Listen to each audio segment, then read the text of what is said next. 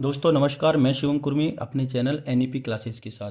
तो आज हम आपके लिए लेकर आए हैं कक्षा 10वीं का model set number second English medium 2022 परीक्षा अध्ययन। ठीक है, परीक्षा अध्ययन का सेट नंबर 2 का पूरा जो है सॉल्यूशन आपको मिलेगा क्वेश्चन नंबर 6 से क्वेश्चन नंबर 23 तक। तो वीडियो को लास्ट तक देखें और यदि आप दोस्तों पहली बार चैनल पर आए हैं तो चैनल को सब्सक्राइब जरूर करें, जिससे कि जैसी वीडियो अपलोड होती है तो आपको उसका नोटिफिकेशन जो है मिल सके। तो बात करते हैं क्वेश्चन नंबर 6 की। तो हम परीक्षा अध्ययन की बात करें, देखिए क्वेश्चन नंबर 6 की बात करें, लिखा है use the Euclid division algorithms to find HCF of 135 and 225। आपको इन दोनों नंबर का जो है LCM निकालना है। जी हाँ, इन दोनों का HCF निकालना, हाईएस्ट कॉमन फैक्टर। तो इसके पहले आपने जो भी HCF निकाले होंगे तो प्राइम फैक्टर से आपने निकाले होंगे। तो यहाँ पर आपको यूक्लिड जो है विभाजन एल्गोरिदम आपको यूज करना है। तो दोस्तों देखिए यहाँ पर हमने पूरे क्वेश्चन जो है सॉल्व कर लिए हैं क्योंकि टाइम थोड़ा सा कम था। देखिए 225, अब होता क्या है यूक्लिड विभाजन में, ये जो 135 एंड 225 लिखा है तो बड़े नंबर को छोटे नंबर से डिवाइड करते हैं। ठीक है, अब देखो कैसे डिवाइड करते हैं। जैसे कि कभी भी दो नंबर का HCF निकालना है तो बड़े नंबर को छोटे नंबर से डिवाइड करते हैं। तो ये बड़ा नंबर कितना है आपका 225, इसको हमने डिवाइड किया कितने से 135 से। अभी कितनी बार गया ये समझ लो, एक बार गया। ये हो गया 135 माइनस 0 और ये बचा आपका 2 में से, ये देखिए ये कितना जाएगा 3 जाएगा तो ये 90 और ये 0। अब ये देख कितना बचा है, ये आपका बचा रिमाइंडर 90।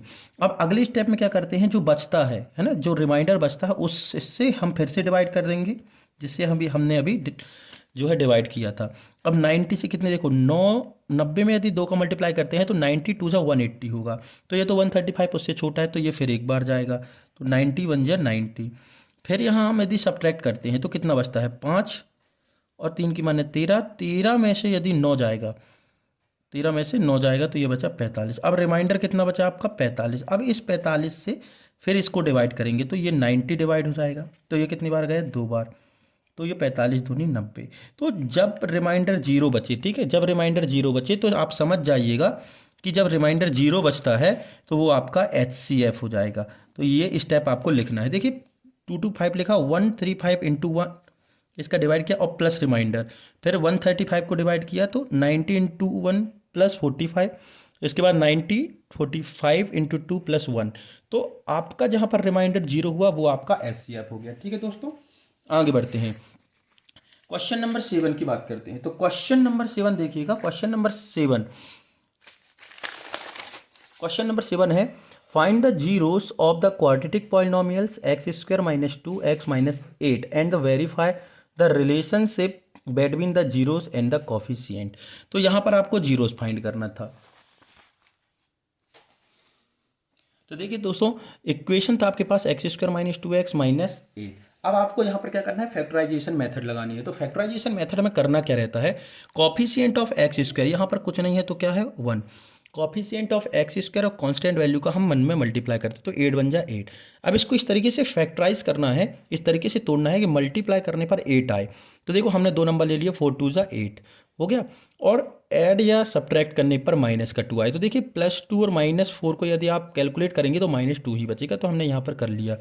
अब इन दोनों टर्म से हमने x कॉमन ले लिया तो ये बचा x + 2, यहाँ से हमने -4 कॉमन ले लिया तो बचा x + 2। अब देखिए इस पूरी टर्म में x + 2 है तो हमने फिर x + 2 कॉमन ले लिया तो अंदर बचा x - 4। एक बार हमने 0 ले लिया इस फैक्टर के इक्वल में और एक बार इस फैक्टर के इक्वल में, तो यहाँ आ गया x = 4 और ये आ गया x = -2। अब वेरीफाई करने के लिए बोला था दोस्तों, तो आप वेरीफाई स्वयं देखे कर सकते हैं। जैसे कि हम बात करें कि अल्फा प्लस बीटा निकालना था तो ये हो गया 4 - 2 = 2, एंड अल्फा इंटू बीटा निकालने की बात करें तो इन दोनों का मल्टीप्लाई हो जाएगा तो ये हो जाएगा -8। अब ये वेरीफाई कैसा होगा, फार्मूला रख के। तो अल्फा प्लस बीटा का फार्मूला जैसे हम बता दें शॉर्ट में क्या होता है, -b/a। तो माइनस, और यहाँ पर देखिए b की वैल्यू कितनी है, यहाँ पर से -2, तो b की वैल्यू हमने रख दी यहाँ पर से -2 और a की वैल्यू है आपकी 1 तो ये रख दी 1, माइनस माइनस प्लस तो ये हो गया 2। देखिए यहाँ पर जो हमने फैक्टर निकाले थे, जो जीरोस निकाले थे, उन दोनों को ऐड करने पर भी 2 आया और यहाँ जब हमने फॉर्मूला लगाया तब भी 2 आया, तो हम कह सकते हैं कि ये वेरीफाई होगा। इसी तरीके से अल्फा इंटू बीटा का भी आप कर लीजिएगा। आते हैं क्वेश्चन नंबर 7 के और, ठीक है, क्वेश्चन नंबर 7 का और है find the quadratic polynomials with the numbers -3 2 as the sum and the product of its zeros. आपको sum of product and product of zeros दिया है तो आपको पॉलिनोमियल्स निकालना है। तो देखिए लेट द रिसीव, तो ये सब हमें मालूम है कि ये जनरल इक्वेशन होती है क्वाड्रेटिक इक्वेशन की। क्या होती है? ax² + bx + c and alpha और बीटा को अपन ने जीरोस मान लिया। तो अपन को गिवन है alpha plus beta -b/a formula होता है। क्योंकि क्वेश्चन में अपन को गिवन है कितना दिया है -3 और इसके अपॉन में कुछ नहीं है तो अपन 1 लिख सकते हैं। Alpha into beta product of zeros दिया है 2 और फॉर्मूला होता है c/a, तो ये लिख दिया। अब देखिए कंपेयर आप करेंगे तो देखिए b की जगह क्या हो गया, ये 3। अब एक चीज़ और आप ध्यान रखिएगा, बिल्कुल नॉर्मल सी चीज़ है, सोचना नहीं है। यदि कभी भी आपको अल्फा प्लस बीटा माइनस में दिया हो, जी हाँ, यदि अल्फा प्लस बीटा नेगेटिव दिया हो, देखिए यहाँ पर अल्फा प्लस बीटा नेगेटिव दिया है तो बी हमेशा पॉजिटिव होगा, बी हमेशा पॉजिटिव होगा। इस चीज़ का आप विशेष ध्यान रखें, कन्फ्यूज नहीं होना है। यदि सम ऑफ जीरोस या सम ऑफ जीरोस यदि आपको जो है पॉजिटिव दिया हो तो बी हमेशा नेगेटिव होगा, और यदि ये नेगेटिव दिया हो तो बी हमेशा क्या होगा, यहाँ पर नेगेटिव होगा यदि पॉजिटिव होगा। तो यहाँ पर देखिए b की वैल्यू क्या है, ये अल्फा प्लस बीटा माइनस में गिवन है तो b हम क्या लिखेंगे यहाँ पर पॉजिटिव।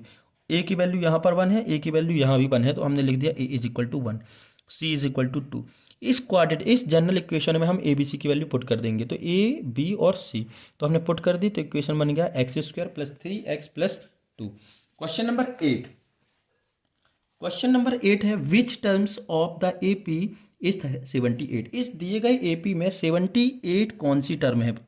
जैसे कि हम बात करें, जैसे कि यहाँ पर देखिए 1 2 3 4 टर्म है, तो 8वीं टर्म है, 9वीं टर्म है, 9th टर्म है, 10th टर्म है, 11th टर्म है, ये आपको फाइंड करना, मतलब सीधी सी बात है number of terms n find करना है। तो देखिए इस AP में a क्या है, फर्स्ट टर्म 3 दी है। कॉमन डिफरेंस d कैसे निकालते हैं, नेक्स्ट टर्म से प्रीवियस टर्म को सब्ट्रैक्ट करके, तो 8 - 3 भी करेंगे तो 5 आएगा, 13 - 8 भी करेंगे तो 5 आएगा, 18 - 13 भी करेंगे तो 5 आएगा। तो कॉमन डिफरेंस आ गया इतना। और लास्ट टर्म कितनी दी है, an = 78। अब हमारे पास फॉर्मूला होता है, ये फार्मूला हमें मालूम है, nth टर्म का जो फार्मूला है वो मालूम है। पूरे चैप्टर में आपको सबसे ज़्यादा यही फार्मूला यूज होना है, तो इसको आप अच्छे से याद कर लीजिएगा। an = a + n - 1 × d। तो पूरी वैल्यू हमने यहाँ पर पुट कर दी, a की, d की और 78 की। फिर आगे बढ़ते हैं, ये प्लस का 3 इस तरफ गया तो माइनस का 3 हो गया, 75 बचा। ये इनटू में 5 था तो ये डिवाइड में आ गया, 5 से काटा तो 15 टाइम्स, और ये माइनस का प्लस इस तरफ आया तो प्लस का 1, तो 16th टर्म यानी कि 16वां जो पद होगा वो कितना होगा, 78। आगे बात करते हैं इसी के हम क्वेश्चन नंबर 8 का। और क्वेश्चन नंबर 8 का और क्या दिया है, find the number of terms of the AP। ये एक AP है जिसकी लास्ट टर्म ये है, तो आपको इसमें नंबर ऑफ टर्म बताने हैं कि यहाँ से लेकर यहाँ तक टोटल कितने नंबर ऑफ टर्म है या कितने टर्म्स हैं। तो देखिए यहाँ पर से क्वेश्चन देखिए, ये एक तो A है फर्स्ट टर्म, D है नेक्स्ट टर्म से प्रीवियस टर्म को सब्ट्रैक्ट करके निकाल लेंगे, मतलब से A2 - A1, 13 - 7 तो कितना आया आपका 6। an दिया है, लास्ट टर्म दी है आपकी 205। ये फार्मूला अभी हमने बताया था पिछले क्वेश्चन में आपको, तो ये nth टर्म का फार्मूला आपको रख देना है। पूरी की पूरी वैल्यू जो जो आपको गिवन है क्वेश्चन में पुट करते हैं। ये प्लस का इस तरफ आया तो माइनस का 7, ठीक है, और सब्ट्रैक्ट करने पर 198, और ये इनटू में 6 है तो अपॉन में आ गया और ये कट गया, 6 3 = 18, 1 बचा, 6 3 = 18, 33 = n - 1, -1 इस तरफ आया तो +1 हो गया, तो n = आ गया 34। मतलब इस गिवन AP में 34 टर्म है, जी हाँ, टोटल 34 टर्म है। क्वेश्चन नंबर 9 की बात करें तो ABC 8 की बात है ना, 8 9 की बात करें, ABC इज एन आइसोस्केल ट्राइंगल। आइसोस्केल ट्राइंगल कहने का मतलब है ऐसा ट्राइंगल है जिसमें दो साइड जो है इक्वल है। तो कौन सी साइड इक्वल है, AC और BC। इफ AB² = 2AC², तो prove that ABC is a right angle triangle. तो ये आपको बताना है कि ये जो क्वेश्चन है उसमें आपको राइट एंगल ट्राइंगल प्रूव करना है। तो हम बता दें आपको क्वेश्चन कह रहा है। मान लीजिए कि ये कोई ट्राइंगल है और आइसोस्केल ट्राइंगल है और राइट एंगल ट्राइंगल भी है, ठीक है, क्या है, राइट एंगल ट्राइंगल भी है। तो आपको ये प्रूव करना है कि इन तीनों ट्राइंगल में से, मतलब इस ट्राइंगल के तीनों एंगल में से एक जो एंगल है वो 90 का है। और 90 कब होता है, 90 होता है जबकि उसमें पाइथागोरस थ्योरम लग जाती है। जब उसमें पाइथागोरस थ्योरम लग जाती है तो इस पूरे में आपको पाइथागोरस थ्योरम जो है लगानी है। तो क्या होगा, कैसे होगा, वो अपन देखते हैं। तो AB² क्या दिया है, A B square is equal to 2ac square, A B square is equal to 2ac square, ये आपको गिवन है। दो चीज़ें आपको गिवन है, एक तो ये गिवन है, एक ये गिवन है कि A B square is equal to, यानी कि एक ए जो है ये मान लीजिए ये हो गया बी और ये हो गया सी, ठीक है, ये सी हो गया। तो ए बी स्क्वायर मतलब हाइपोटेनियस का स्क्वायर बराबर 2ac स्क्वायर, ये आपको गिवन है। अगर हम इसको अलग करें 2ac स्क्वायर को तो हो जाएगा ac square plus ac square. अब कैसे, जैसे कि लिखा है 2ac स्क्वायर, मतलब यदि लिखा है 2a तो आप इसको लिख सकते हैं ना a प्लस ए, लिख सकते हैं 2a को लिख सकते हैं a प्लस ए। तो 2ac स्क्वायर को हमने लिख दिया ac square plus ac square, तो अब बन गया ए बी स्क्वायर बराबर ac square plus bc square. अब ये bc स्क्वायर कहाँ से आया, क्वेश्चन में आपको गिवन है कि ए बी और ac साइड जो है, ए बी और B C side, A B और कौन सी साइड है ये, ए बी और B C, A C side, A C और बी सी, ए सी और देखिए ए सी और बी सी, मतलब से ये दोनों साइड, ये दोनों साइड जो है इक्वल हैं। तो ए सी की जगह हम यूज कर सकते हैं, ए सी की जगह हम बी सी यूज कर सकते हैं। तो हमने यहाँ ए सी की जगह एक, ए सी की जगह बी सी लिख दिया। अब अच्छे से देखिए, तो ये देखिए ए बी स्क्वायर बराबर A C square plus B C square, क्या हो गया A C square plus B C square, मतलब से बेस का स्क्वायर प्लस परपेंडिकुलर का स्क्वायर, और ये हो गया हाइपोटेनियस। तो ये जो लगता है ये कहाँ लगता है, पाइथागोरस में। तो root A C B, root A C B, ये देखिए ये दिख रहा है आपको, ये angle, angle A C B जो है 90 डिग्री का हो गया। क्यों, क्योंकि ये प्रूव हो रहा है ना कि ये हाइपोटेनियस है, क्योंकि बड़ी भुजा का जो स्क्वायर है बची हुई दो छोटी भुजाओं के यानी कि साइड्स के स्क्वायर के सम के बराबर होता है। तो हमने प्रूव कर दिया कि इन तीनों में से एक जो एंगल है वो 90 डिग्री का है, अतः दिया गया जो ट्राइंगल है वो राइट एंगल ट्राइंगल है। तो देखिए क्वेश्चन नंबर 10, क्वेश्चन नंबर 10 कह रहा है find the point on x axis which is equidistance from the 2, -5 and -2 and 9। X axis में सबसे पहले तो आपको बता दें कि एक्स एक्सिस में y की वैल्यू जो है 0 होती है, एक्स एक्सिस में y की वैल्यू 0 होती है। इस तरीके से आपने कोऑर्डिनेट ज्योमेट्री पढ़ी होगी, तो ये एक्स एक्सिस है और ये y एक्सिस है। एक्स एक्सिस में आपको हमेशा x की वैल्यू मिलेगी, y की वैल्यू तो नहीं मिलेगी ना। उसी तरीके से y एक्सिस में आपको हमेशा y की वैल्यू मिलेगी, x की वैल्यू नहीं मिलेगी। तो एक्स एक्सिस में आपको जहाँ तक भी आप एक्स एक्सिस खींचेंगे, ड्रॉ करेंगे, तो वहाँ पर आपको केवल x की वैल्यू मिलेगी, y की वैल्यू नहीं मिलेगी। तो y की वैल्यू क्या हो जाएगी, 0। तो क्वेश्चन था एक्स एक्सिस पर पॉइंट हमने मान लिया P, P is equal to क्या हो गया x0, क्योंकि y की वैल्यू 0 है। हमेशा कभी भी इस तरीके से या 2, 3 या किस तरीके से कोई पॉइंट हो तो पहला कोऑर्डिनेट हमेशा x होता है और सेकेंड होता है y, तो हमने y को 0 मान लिया। क्वेश्चन कह रहा है इस P से ये दोनों गिवन पॉइंट इक्वी डिस्टेंस पर है, मतलब यदि ये P है और ये अपना A है और ये B है, तो P से A की दूरी या डिस्टेंस और P से B की दूरी या डिस्टेंस क्या है, बराबर है, क्या है, इक्वल है, यही बोला था। तो हमने इसको लिख लिया डिस्टेंस फार्मूले का यूज करके, AP is equal to BP, AP is equal to BP। अब हमने यहाँ लगा दिया डिस्टेंस फार्मूला। डिस्टेंस फार्मूला क्या होता है हमने यहाँ यूज नहीं किया है, नहीं लिखा है, तो हम आपको यहाँ पर बता दें कि डिस्टेंस फार्मूला होता है √of x2 माइनस x1 का whole square plus y2 minus y1 का होल स्क्वायर, ये होता है आपका डिस्टेंस फार्मूला। अब एक चीज़ और, जैसे ए पी लिखा है, इसका मतलब है कि पी वाले कोऑर्डिनेट से ए वाले कोऑर्डिनेट को सब्ट्रैक्ट करना है। तो देखिए ए पी मतलब पी से ए को, तो ये हो गया x-2, ये हो गया, और ये 0 माइनस माइनस हो गया प्लस का 5। तो इस तरीके से इसको कैलकुलेट किया। उसके बाद यहाँ पर हमने फॉर्मूला लगा दिया, कौन सा, a माइनस बी का whole square, a minus B का whole square. a minus B का होल स्क्वायर क्या होता है वो भी आप देख लीजिए, a प्लस बी का होल स्क्वायर कक्षा 9th में आपने आइडेंटिटी पढ़ी होगी, a प्लस बी का होल स्क्वायर लिख गया, सॉरी यहाँ पर a माइनस बी है, तो ये हो गया a square plus B square minus 2ab। ठीक, तो यहाँ पर a की जगह x है, b की जगह -2 है, ये 2 है।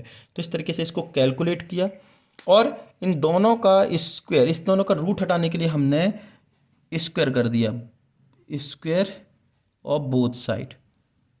जैसे ही हम किसी भी रूट पर स्क्वायर लगाते हैं तो रूट खत्म, प्लस एक्स स्क्वायर कैंसिल, इसको सॉल्व करेंगे तो आ जाएगा x बराबर -7।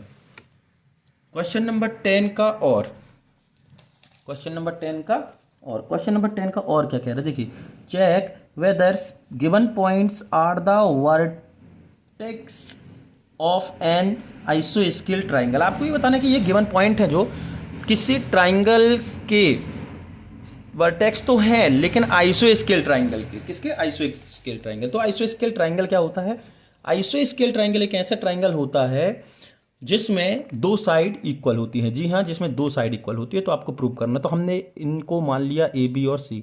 तो डिस्टेंस फार्मूला से हमने निकाल लिया ए बी, मतलब बी वाले कोऑर्डिनेट से ए वाले को सब्ट्रैक्ट करना है। इस चीज़ का विशेष ध्यान रखें।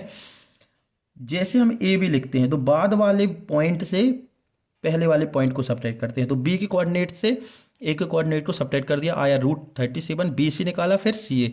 इस तरीके से देखिए, इस तरीके से हमने बोला कि ये एक ए बी और सी हैं, तीन वर्टेक्स हैं। तो साइड कितनी बनेंगी, तीन, तीन साइड बनेंगी। ये हो गया एक ए बी, ये हो गई बी सी, और ये हो गई सी ए। इस तरीके से हमने तीन साइड निकाल ली डिस्टेंस फार्मूला का यूज करके, ठीक है। तो हमने ए बी, बी सी और सी ए निकाला। अब देखिए आप, ए बी की वैल्यू √37 है, बी सी की वैल्यू भी √37 है, और सी ए की वैल्यू ओनली 2 है। तो A B equal B C है ना, कि दो साइड जो है इक्वल हैं, दो साइड इक्वल हैं। तो जिसमें दो साइड इक्वल होती है वो आइसोस्केल ट्राइंगल होता है। तो यही हमें आपको बताना, तो ये प्रूव हो गया। 11वां question, find the coordinates of a point A where A B is the diameter of a circle whose centre is 2-3 and B point is 1-4। देखिए, आपको ए पॉइंट फाइंड करना है। ये क्लियर है, हम आपको अच्छे से तरीके से यहाँ पर से ध्यान दीजिएगा। क्वेश्चन कह रहा है कि एक सर्कल है, ठीक है, ये सेंटर पॉइंट है ओ, और इसका डायमीटर है ए बी। क्या है, ए और बी। अब आपको ए पॉइंट निकालना है। तो ए पॉइंट हमने मान लिया कि एक्स और वाई है। बी पॉइंट आपका गिवन है, बी पॉइंट जो है गिवन है, कितना है, 1 और 4। एंड सेंटर पॉइंट भी गिवन है, कितना है, 2-3। तो आपको ये निकाल। अब एक चीज़ याद रखिएगा, कभी भी यदि आपको दो पॉइंट दिए हैं ए और बी, और सेंटर पॉइंट निकालना है, तो आप क्या करेंगे, उन दोनों पॉइंटों को जोड़कर 2 से डिवाइड कर देंगे। फॉर एग्जांपल, यदि हम बोलें कि 4 और 5 के बीच का सेंटर पॉइंट, मतलब बिल्कुल बीच का मिड पॉइंट कौन सा होगा, तो इन दोनों को जोड़ेंगे और 2 से डिवाइड कर देंगे। तो ये हो गया 9/2, यानी कि 4.5। यही करेंगे मिड पॉइंट निकालने के लिए। तो सेम कंडीशन यहाँ पर यही करना है कि आपको एक पॉइंट दिया है, एक निकालना है, और सेंटर पॉइंट दिया है। तो इसका जो सेंटर पॉइंट है, ये दिया है ना आपको, ये x दिया है, मान लो ये x1 है और ये y1 है। तो हम क्या करेंगे, इन दोनों को जोड़ेंगे तो ये आएगा, मतलब x1 जोड़ेंगे और 1 जोड़ेंगे और 2 का डिवाइड करेंगे तो क्या आएगा, ये x का मिड पॉइंट आएगा। तो ये हो गया 2 2 ज़ा 4 इज इक्वल टू x1 + 1। तो 4 - 1 इज इक्वल टू x1। तो x1 is equal to 3। Clear है, आपको समझ में आया क्या कह रहे हैं, कि इन दोनों एक्स पॉइंट को जोड़ोगे तो मिड पॉइंट आता है, दो पॉइंटों को जोड़कर। इसी तरीके से वाई के लिए करेंगे। तो ये है सॉल्यूशन, जितना अभी हमने बोला। तो O is the centre point. तो देखिए ये आ गया ए बी सेंटर, तो 2 इज इक्वल टू x + 1/2, और इस तरीके से y + 4/2। देखिए ये y + 4, ये 4 है, sorry, y + 4/2 is equal to -3। Cross multiplication होगा तो -6 हो जाएगा, और ये हो जाएगा y + 4। ये -6 और ये -4, ये +4 इस तरफ गया तो -4 -10। ये आपका answer. Question number 11, find the coordinates of a point A where A B is the diameter. ये देखिए, और है इसका, sorry. Find the relation between X and Y such that the point X Y is the equidistant from the point A. आपको relation निकालना है x and Y में, और इस गिवन पॉइंट, मतलब इससे इसकी और इसकी जो डिस्टेंस है वो सेम है। बस डिस्टेंस फार्मूला लगाना है। तो हमने माना let the given points are the P A and B. तो अकॉर्डिंग टू क्वेश्चन कह रहा है कि इस पी से ए की डिस्टेंस और इस पी से बी की डिस्टेंस सेम है। कहने का मतलब ये है, ये पी है, ये ए है और ये बी है। तो P से A की डिस्टेंस और P से B की डिस्टेंस कैसी है, सेम है, यानी इक्वल है। तो हम लिख सकते हैं AP बराबर से BP।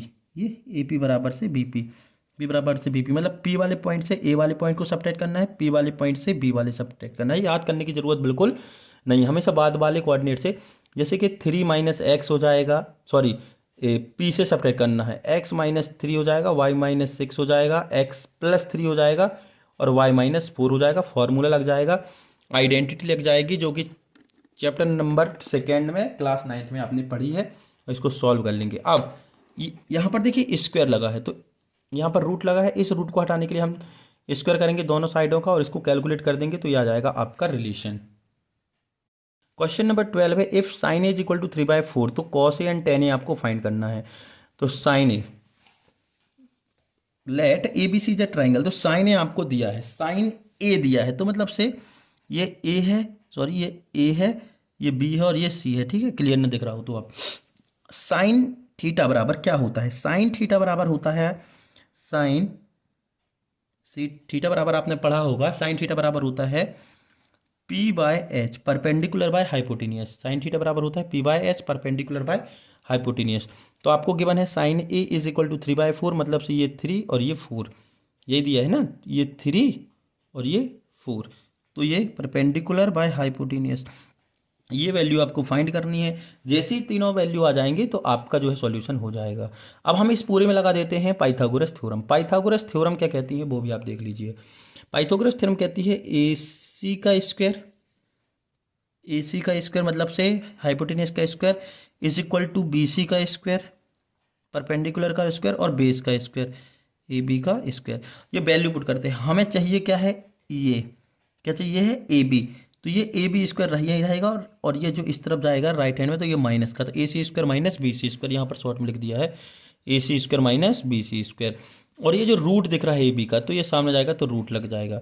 हमने वैल्यू रख दी, आपको मालूम है ये 4 का स्क्वायर माइनस 3 का स्क्वायर, 4 का स्क्वायर 16, 3 का स्क्वायर 9 इज इक्वल टू √7।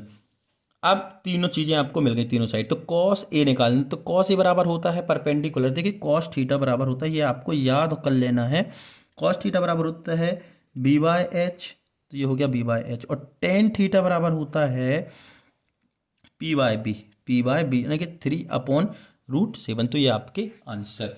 अगला क्वेश्चन है क्वेश्चन नंबर 12 का, और क्वेश्चन नंबर 12 का और है √1 plus sine A upon 1 minus sine A is equal to sec A plus tan A. इस तरीके से यदि कोई भी क्वेश्चन आता है प्रूव करने के लिए, मतलब कहने का ये है कि यदि आपको इस तरीके से रूट लगा हुआ है, ठीक है, तो सबसे पहले तो हम लेते हैं इसका लेफ्ट हैंड साइड। कभी भी आपको रूट के अंदर यदि ये प्रूव करने के लिए आता है तो आप करेंगे रेशनलाइजेशन। रेशनलाइजेशन का मतलब होता है डिनोमिनेटर में जो नंबर है, डिनोमिनेटर में जो नंबर आपको दिख रहा है उस नंबर का ऊपर नीचे आपको साइन चेंज करके मल्टीप्लिकेशन करना है। तो कैसे करते हैं वो देख लीजिए। 2/x माइनस 2 है, अब हम बोले कि इसका रेशनलाइज करना है, तो हम क्या करेंगे, ये जो -1 है ना, तो x प्लस 2 और x प्लस 2 साइन चेंज करके ऊपर नीचे न्यूमरेटर और डिनोमिनेटर में मल्टीप्लाई कर देंगे। इससे ये जो है फार्मूला बन जाएगा identity x minus A X minus B की, X square minus Y square. तो यहाँ पर हमने रैशनलाइजेस किया, ये पूरा लेफ्ट हैंड साइड था, रैशनलाइजेशन किया, मतलब से 1 माइनस साइन ए, तो 1 plus sine A upon 1 plus sine A का हमने मल्टीप्लिकेशन किया, तो 1 plus sine A is equal to 1 plus sine A का whole square upon 1 minus sine ए इंटू 1 प्लस साइन ए, ऊपर का तो 1 प्लस साइन ए का होल स्क्वायर, और ये हो गया, ये फॉर्मूला आपने पढ़ा होगा, यहाँ पर लिख सकते हैं x plus Y and x minus Y is equal to X square minus Y square, यही होता है। तो यहाँ पर ये बन गया, तो ये हो गया X square minus Y square, मतलब 1 का स्क्वायर माइनस साइन स्क्वायर है, तो 1 माइनस 1 का स्क्वायर 1 ही होता है, 1 minus sine square theta, 1 minus sine square theta is equal to होता है कॉस स्क्वायर थीटा, क्या होता है, कॉस स्क्वायर थीटा, तो थीटा की जगह ए है।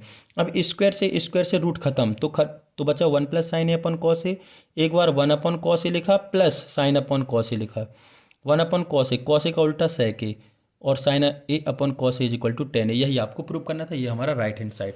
क्वेश्चन नंबर 13, क्वेश्चन नंबर 13 दिया है, the radii of 2 circle are 8 centimetre and 6 centimetre respectively, find the radius of the circle having area equal to the sum of the area of the 2 circle.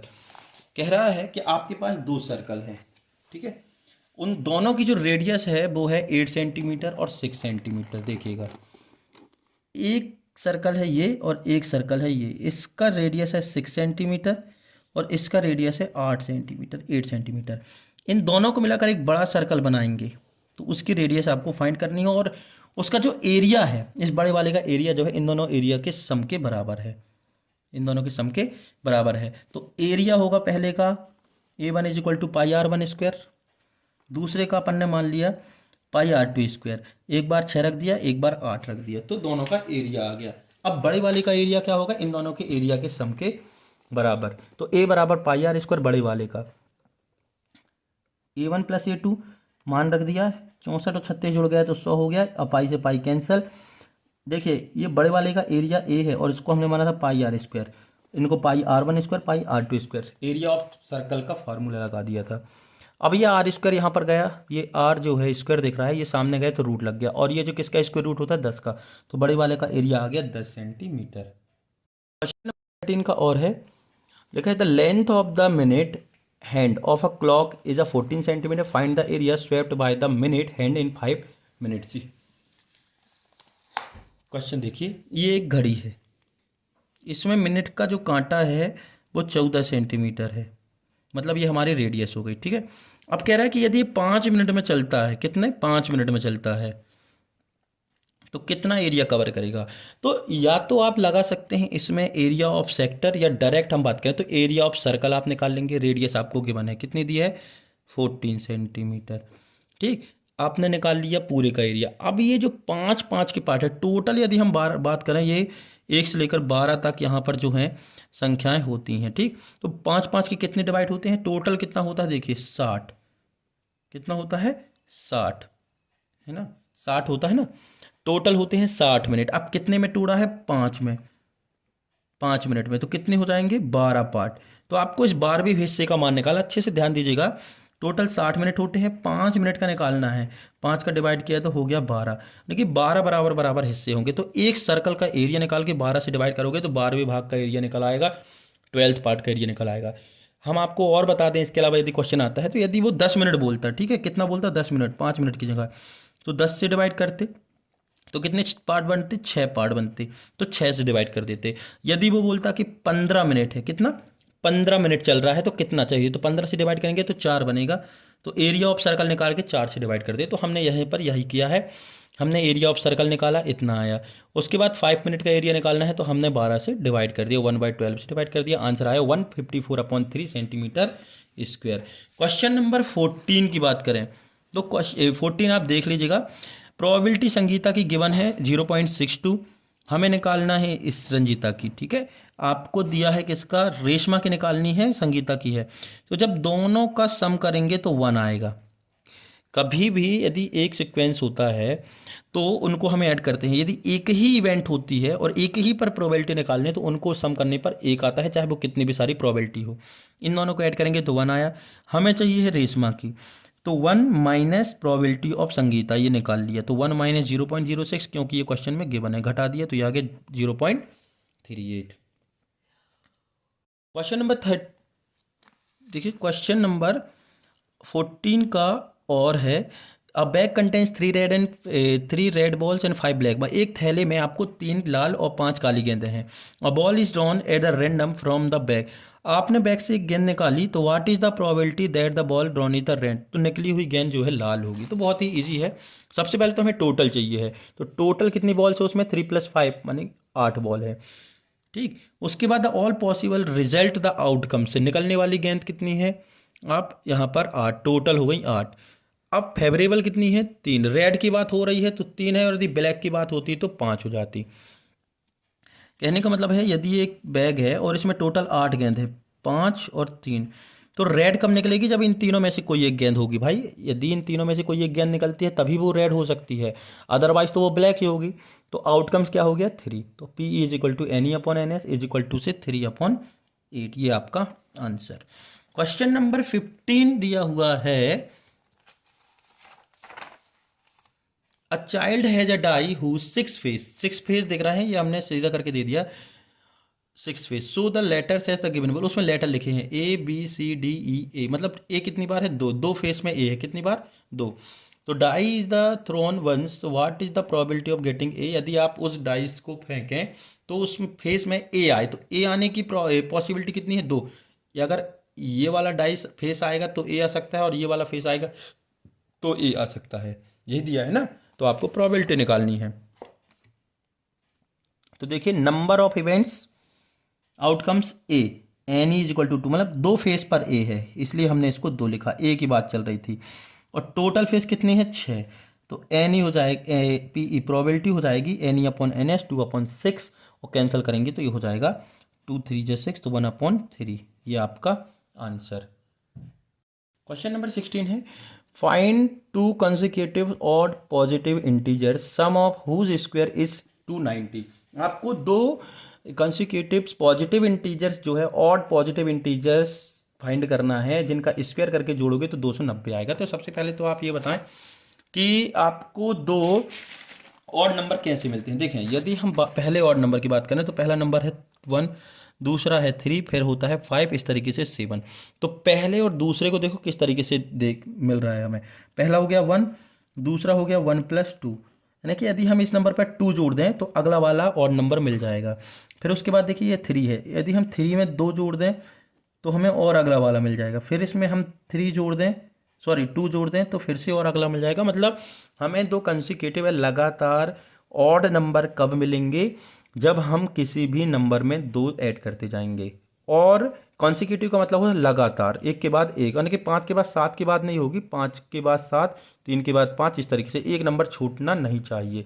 तो पहला number यदि हम x मानते हैं तो दूसरा नंबर हमेशा हमारा क्या होगा x + 2।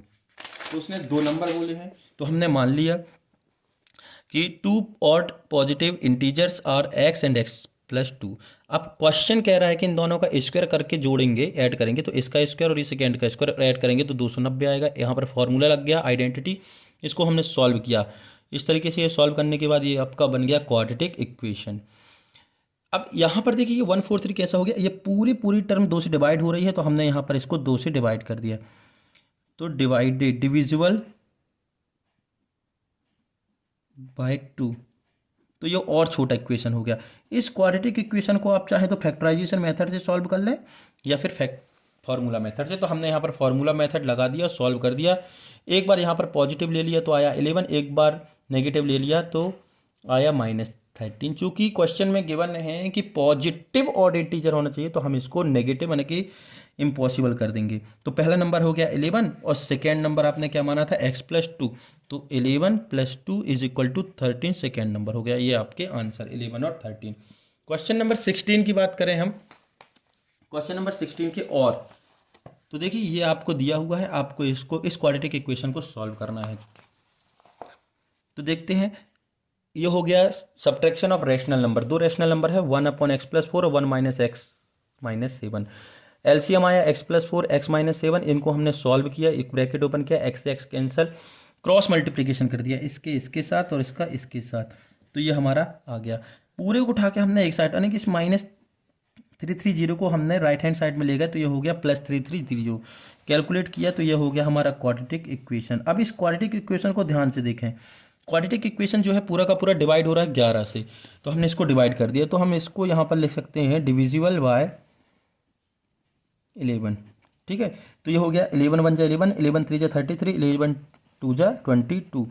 इस क्वाड्रेटिक इक्वेशन को हमने सॉल्व किया है फैक्टराइजेशन मेथड से, फैक्टराइज कर लेना आप। ये हुआ, एक x की वैल्यू आ गई 2 और 1। Question number 17, how many 2 digit number are divisible by 3 find. कितने नंबर जो हैं 2 डिजिट के जो 3 से पूरी से डिवाइड होते हैं। तो सबसे पहले तो आपको ये पता करना है कि 2 डिजिट नंबर चालू कहाँ से होते हैं। तो 2 डिजिट नंबर चालू होते हैं, देखिए 2 डिजिट नंबर की बात करें तो 2 डिजिट नंबर 10 से चालू होते हैं और कहाँ तक जाते हैं 100 तक। अब उसने क्वेश्चन में कहा है आपसे कि 2 digit number are the divisible by 3, तो इसके पहले 9 आता है जो कि 3 से डिवाइड होता है। अब इसके बाद क्या है 2 डिविजिबल नंबर माने 2 से डिवाइड नंबर्स। तो पहला नंबर है 12, फिर है 15, फिर है 18 और इसके पहले आता है 99। तो ये हो गई आपकी सीरीज, यही होगी डिविजिबल बाय 3 जो होगी 2 नंबर से, यानी कि 2 डिजिट नंबर जो 3 से डिवाइड होगा। 12, 15, 18 और 99, ये बन गई आपकी एपी। तो नंबर ऑफ टर्म्स n निकाल लीजिएगा आप। ये a हो गया 12, d हो गया 3, an हो गया 99 लास्ट टर्म। यहाँ पर an = a + n - 1, इसको सॉल्व करेंगे तो नंबर ऑफ टर्म आ जाएगी 30। ये आपका आंसर। नंबर ऑफ टर्म्स 30 कैसे आ जाएगी, इसको कैलकुलेट करेंगे तो ये हो जाएगा n, मतलब से 30 ऐसे नंबर हैं 2 डिजिट के जो कि 3 से डिवाइड हो जाते हैं। क्वेश्चन नंबर 17 का और है, determine the AP whose third term is 16। Third term आपको गिवन है 16 एंड सेवंथ टर्म जो है वो 15 टर्म से 12 अधिक है, यानी एक्सीड है, आगे है, 12 कदम आगे है, यानी कि 12 मान अधिक है। गिवन है A3, मतलब A3 मतलब से थर्ड टर्म कितने दी है 16, तो A3 को हम लिख सकते हैं A+2D। कैसे लिख सकते हैं, देखिए जैसे कि फॉर्मूला होता है AN बराबर A+N-1 इंटू डी, यही होता है। अब हमें 3 टर्म निकालनी है, तो A3 A+N की जगह 3 रखेंगे तो 3 - 1 कितना हो गया 2D, लिख सकते हैं ना, तो हमने लिख दिया। A3 को हम लिख सकते हैं A+2D बराबर 16, इक्वेशन नंबर फर्स्ट।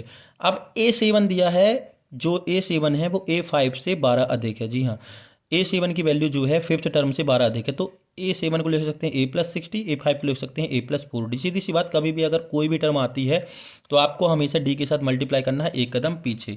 जैसे यदि किसी ने बोला कि A16 लिखना है तो आप क्या लिखेंगे A+15D, इतना आप याद रखें। ए से ए कैंसिल 6D, और ये प्लस का इस तरफ गया तो माइनस का 4D, ये हो गया 2D, ये D नीचे आया तो ये इसको कैंसिल कर दिया 6 टाइम, D की वैल्यू 6। इस D की वैल्यू को हम इक्वेशन नंबर फर्स्ट में पुट करेंगे। जैसे हम पुट करते हैं तो ये हो गया आपका A = 4।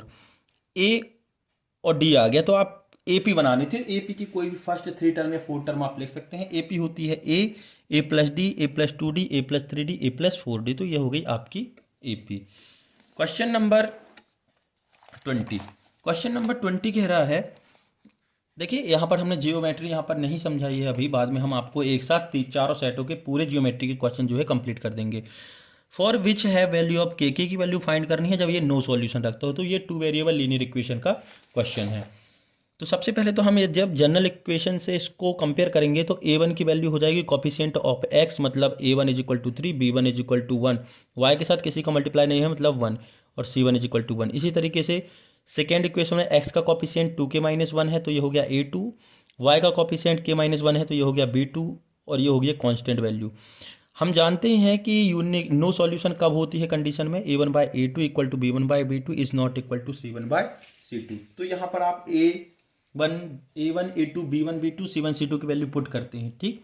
तो टेकन द फर्स्ट 2 टर्म से शुरू की 2 टर्म लेते हैं, इन दोनों टर्मों को हमने ले लिया, क्रॉस मल्टीप्लिकेशन करेंगे तो ये हो जाएगा 3k - 3, इस 3 का इसके साथ और इस 2k - 1 का इस 1 के साथ, 3k प्लस का 2k यहाँ आया तो ये हो गया -2k, और ये माइनस का 3 इस तरफ गया तो हो गया प्लस का 3, तो 3k में से 2 गया तो k, और 3 में से 1 गया तो 2, तो k = 2, तो है आपका आंसर। क्वेश्चन नंबर 20 का और है कि इस दिए हुए इक्वेशन को आपको एलिमिनेशन मेथड से जो है सॉल्व करना है।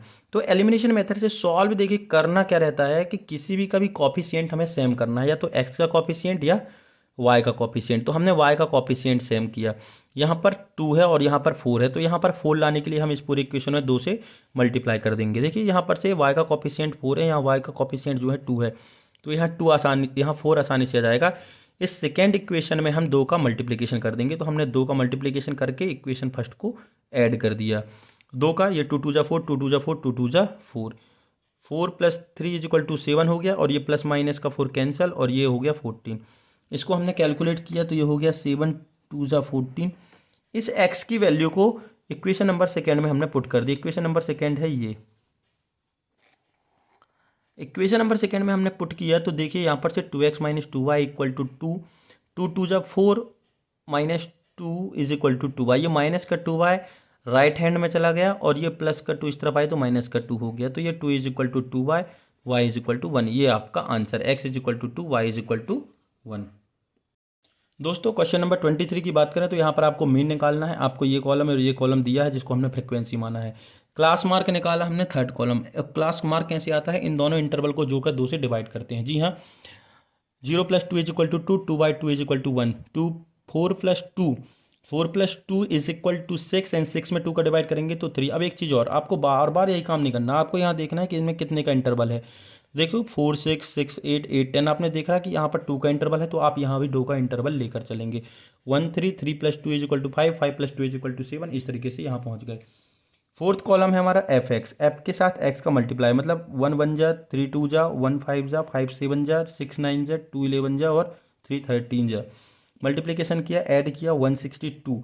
फॉर्मूला होता है sigma F x upon sigma F. Sigma F का मतलब होता है एफ एक्स वाले कॉलम में जितने भी नंबर है इन सब का सम, और सिग्मा एफ का मतलब है एफ कॉलम में जितने भी नंबर है उनका सम। हमने वैल्यू पुट की, यहाँ पर से काटा पीटा कैंसिल कर दिया, तो ये हो गया 8.1। ये आपका आंसर।